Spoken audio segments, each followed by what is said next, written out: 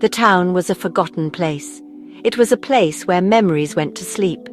Rain washed over the empty streets, and thunder grumbled in the dark sky. But on the corner, one building stood proud. It was the old library. It was made of dark stone and ivy, and it looked ancient. Its windows glowed with a soft, warm light. They promised shelter. They promised stories. This was no ordinary building. It was a place where magic slept between the covers of books, just waiting for someone to wake it up.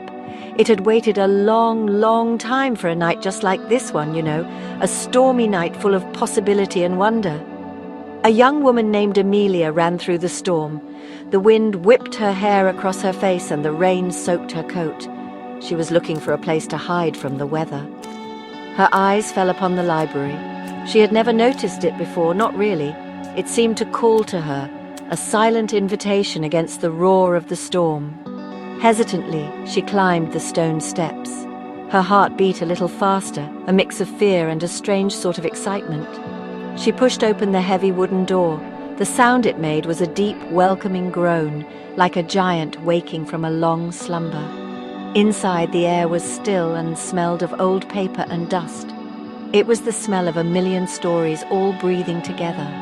Endless shelves stretched up into the shadows, going on forever, higher and farther than she could see. It was a maze of wood and leather. Ladders leaned against the shelves, reaching for books that had not been touched in years. A hush fell over the great room. The only sound was the distant rumble of the storm outside and the soft thump of her own heart. Emilia felt very small in this vast, silent world of words, a single visitor in a kingdom of forgotten tales. She began to walk down the nearest aisle, her fingers trailing along the spines of the books.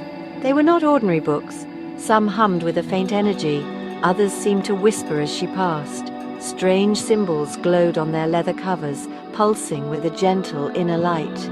She saw a book that shimmered with the colors of a sunset. Another felt as cold as ice to the touch, even in the warm air of the library. Each one was a mystery, a doorway to somewhere else. Emilia was no longer just seeking shelter from the rain. She was an explorer, lost in a forest of stories.